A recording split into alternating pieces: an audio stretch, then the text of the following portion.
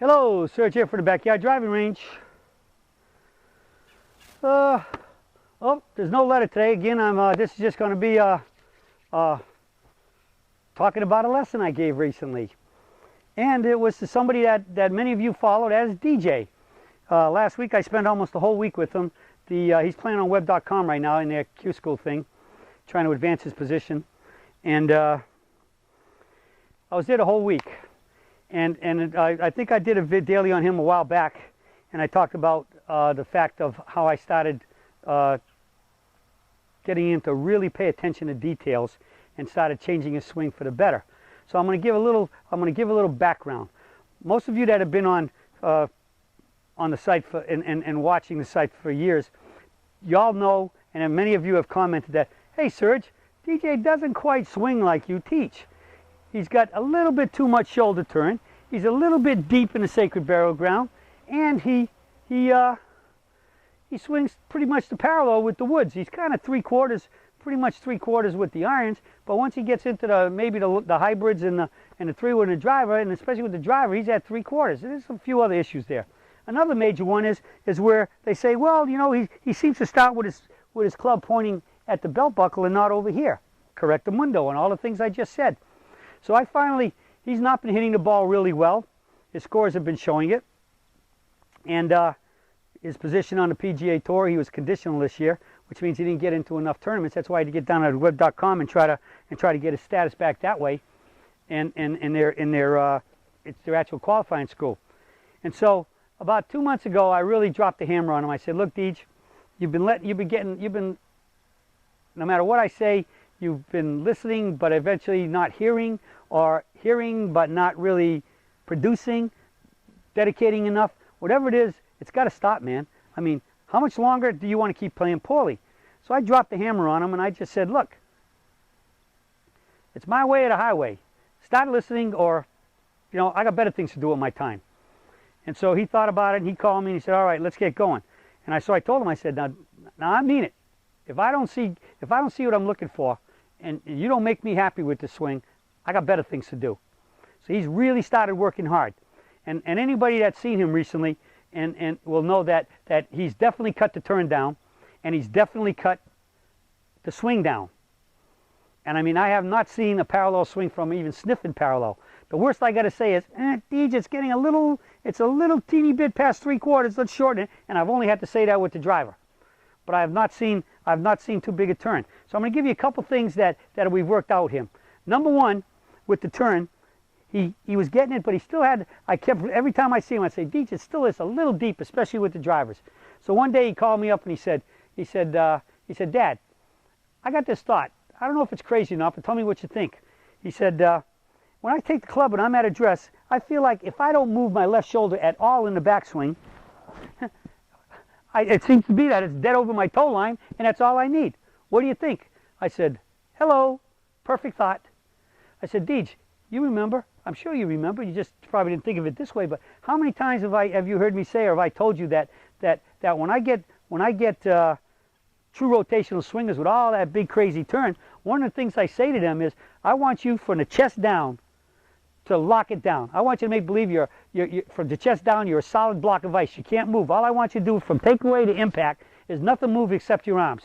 And then once you come down here and you hit the ball, boom, then you fire. So basically I want you to feel like impact and then you finish. And that's how I start breaking them from the turn. And actually I'll give them the wide knees, the outward pressure, and all those other things. But that's how I start giving them the feeling of what? Getting rid of all that big body movement, that big turn and everything else.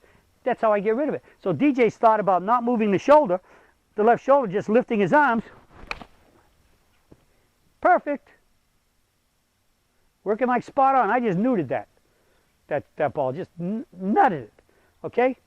So that was the first big part that really helped the 3/4 and not turning. Because remember, anytime you keep turning a little too much, it's going to, and you get behind the toe line and sacred burial ground, your arm's going to start over rotating and starting to break or bend, whatever you want. And it's going to, and both of those two things, and or just let it go too far, is going to cause all of those three things to just keep snowballing, okay?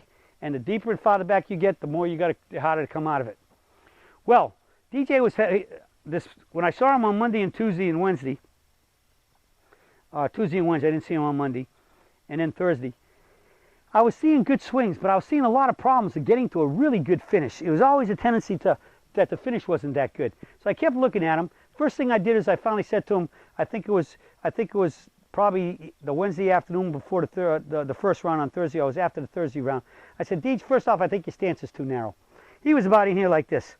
And I was beginning to believe that his right foot was a little bit too far under him. So if he even with a limited turn, he was getting a problem of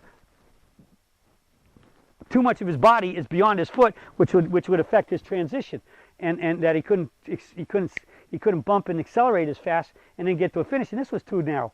So I got both feet a little bit wider. I got this one in the right place, as we know that one. Once you get under the torso, right here, put the club in your armpit right here, touches your knee. And it should be lined up somewhere about on top of your big toe. That's it. This never changes. It's right there for every club in the bag, every full shot. This is the only one that gets a little bit wider. You start hitting the ball better. But the other thing I was very concerned about was I was still seeing a swing that had acceleration, but not as much as it should be. Because remember, I've been watching him since the day he started playing golf, and he's 32 years old now, and that's probably, I'm going to say, at least 28 years, because he was swinging a golf club from almost the day he started walking, a little plastic club, and we had him hitting golf balls with a real club probably no later than 4 years old, and he was playing in tournaments by 6, small junior age tournaments by 6 years old. And from playing the tees he had to play by 8 years old, he was pretty much a scratch golfer from playing the appropriate tees for his age. And so he played a lot, and he worked at it. And naturally, he had me to look it over his shoulder, so to speak, all the way. So I've seen him progress from all the way to where he is now, and it just wasn't right. All right, I didn't see good muscle tone. From his legs looked kind of limp, almost like he had low blood sugar and things. They weren't trembling, but he was just there was no athletic readiness to it. And conversely, he was accelerating, and without the athletic readiness and everything else, he looked a little flimsy and loose at the top. He didn't look accelerated here, and he was struggling to keep a good finish.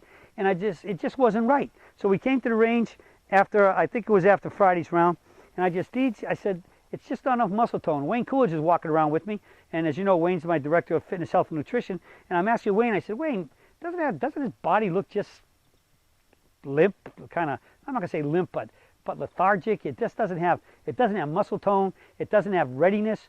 It doesn't look engaged. The muscles aren't engaged, energized and engaged. He said, yeah, he's a little thought. And I said, look at him, man. The core doesn't look right. He just doesn't have it.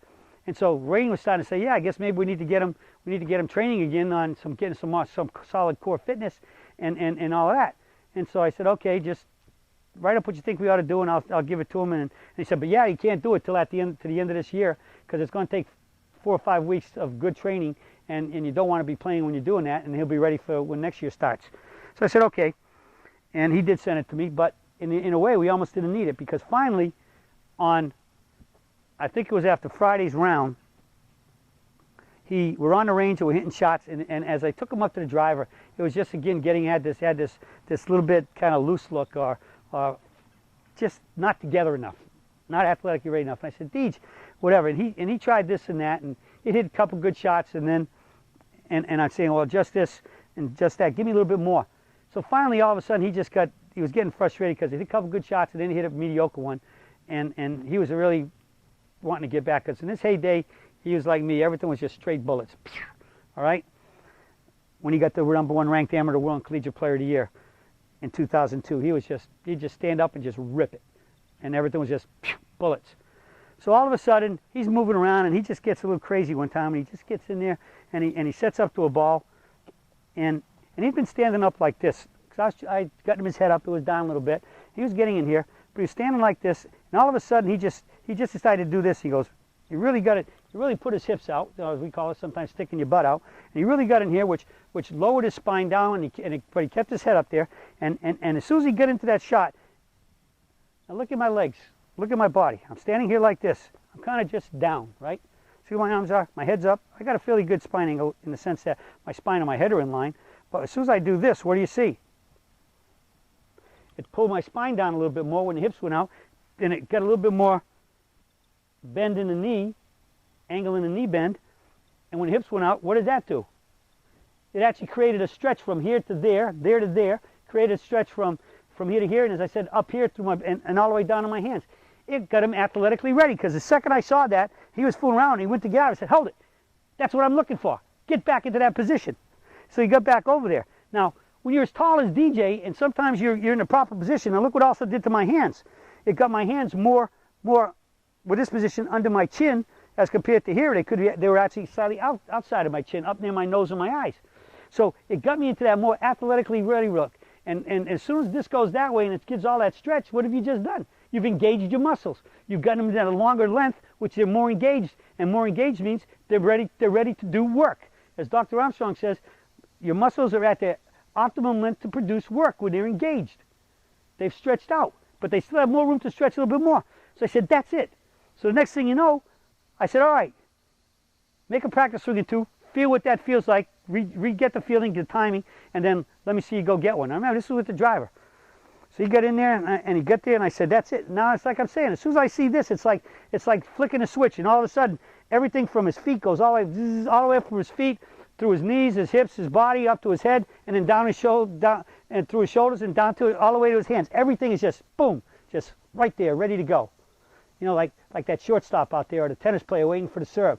All right, just like that, engaged, athletically engaged. The muscles are engaged and ready to strike. So I said, all right, get back in it. The key is right here. Push the hips out. It actually gives you a little curvature at the base of your spine. It might tighten it up a little bit, but if it's tight before you swing, it's going to hold you. It's engaging your core. That's all you hear now. You're going to have an engaged core. Well, as I told Wayne once, and he laughed really hard, I said, I don't care how much you engage your core. If you're doing too much movement all over the place, you can have 6-pack abs, you can have 12-pack abs. You're not going to be able to control it even if you've got it engaged and you're starting to make all these big turns, because it's all going to start breaking down once you start moving beyond the normal limits of your range of motion. But he's engaged now, and the next thing you know, boom, he just crushes one, flew it into the woods back there. Before he was hitting 10 yards short and 2 or 3 hopping in the woods. This time it flew right to the base of the woods, and the first hop was way into the woods. And the swing was controlled, and it was finishing closer to the body. He had a better recoil and relax because he was engaged. He was engaged before he started, and it all happened with the proper spine angle created by the hips out position. Standing tall, keep the head engaged up here. All right? Boom, boom. But when you get really, really tall like DJ, that might almost look a little bit weird. Just go back to years ago, George Archer, he was like 6'6" or something. And you see a lot of the guys out there, this unbelievable amount of guys at 6'3" and 4 and 5 out there in the PGA Tour now. And you watch all those ones that are swinging good. They're up here and they got that big angle, and if they, especially if they have a long torso, meaning from their hips to their shoulders is a lot longer than average, they really look bent over, but their hands are hanging straight down, their head's up in the air, and you can get it right up to that position here, and right up and over to your finish over there. Boom, boom. And when you get that right muscle engagement to begin with, it's easier to maintain it through the whole swing, all the way to the finish. Because one of the things that I was having a problem with DJ, I kept saying, Deej, you can't get, your arms are already noodling out before you finish. Never mind your recoil and relax. And when I hit a good shot, I'm always saying, everything until nothing changes until I've recoiled down here and I walk out of the shot. But if your swing is starting to, your muscles are starting to relax somewhere up in here, how do you know where they started? If it happened before impact, that's a problem. And then just like that, first swing, his engagement was all the way to the finish, and then recoil, and then he walked out. He had total engagement from start to finish. Bingo. That was Friday night, because Saturday he shot a really good round. I think, whatever. He shot 2 good rounds and he had 2 mediocre ones. But he's overall hitting the ball a lot better, because now he has total engagement of his muscles through his setup, through the hips out, and create that little curvature here. Try it. If you're not doing it, try it. I'll bet you like it, and you're going to find that it'll increase your hitting the ball more solid, straight, very likely longer. Hitting those better shots, hitting more fairways and greens, you'll be shooting lower scores. Well, that's it about how we DJ found this transformation to get athletically ready in his setup, muscles engaged, to hit better shots. That's it for today, and I'll be talking with you all again soon.